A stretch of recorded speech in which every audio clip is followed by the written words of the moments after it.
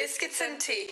This is the question I always ask people. It's like, who goes from like not doing drugs to smoking meth? Like, no one does this. It's not like weed is what I call everyone, like the old way they describe this as a gateway drug. I'm like, no, it's an entry level drug. It's completely different.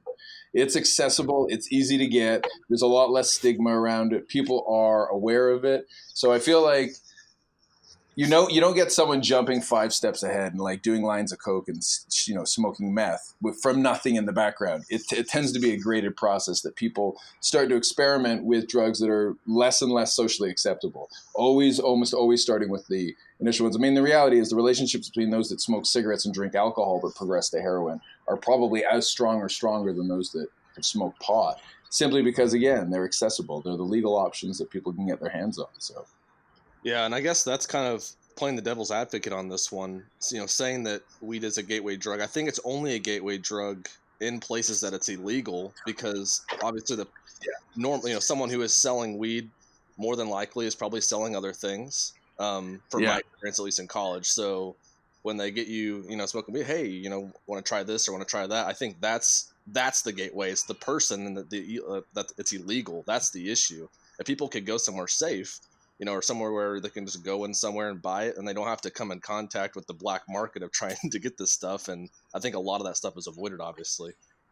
Yeah, I totally agree. I've made the exact same argument because I think it's a pipeline issue. I mean, yeah, you go searching down that path to find weed, it introduces you to a whole new other set of drugs that you wouldn't have had exposure to.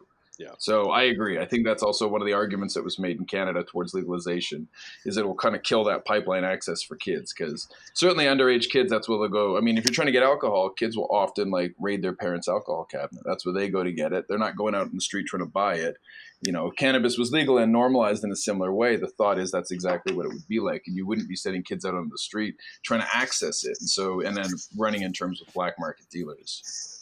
Yeah. Is there a case for because I'm not entirely sure if this has been clarified specifically, but is there a case for the benefits of smoking weed, and also on those benefits being better than, say, a recreational drug like alcohol that is just out and about? Is there a clear benefit to smoking weed recreationally as opposed to then drinking alcohol?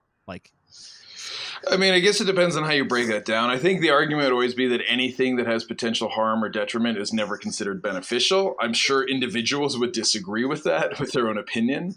There was an analysis done by David Nutt in Britain, who used to be the advisor to the government about drug policy issues.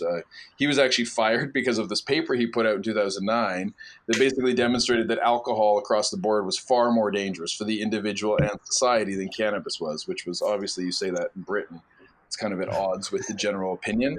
Yeah. So he has been actually like a leader in kind of pushing this, talking about the realities of what, the harms are that people actually face when they use cannabis versus alcohol. And so it's hard to say that there would be a benefit because, to be honest, this has never been studied. I mean, people don't study the beneficial aspects of recreational drugs. You look at where the funding structure in the United States comes from. It's the National Institute of Health, which for this is going to be under the National Institute of Drug Abuse. It's an entirely harm-focused perspective. I mean, you get grants by looking at the detriments of drugs. You're never going to get a large-scale funding grant to actually look at if there's any positive effects.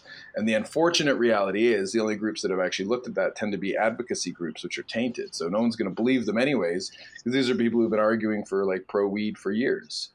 So to actually say anything like that's difficult, I would say, to actually say, but I mean, anecdotally, there are certain people who report benefits from using cannabis on a regular basis.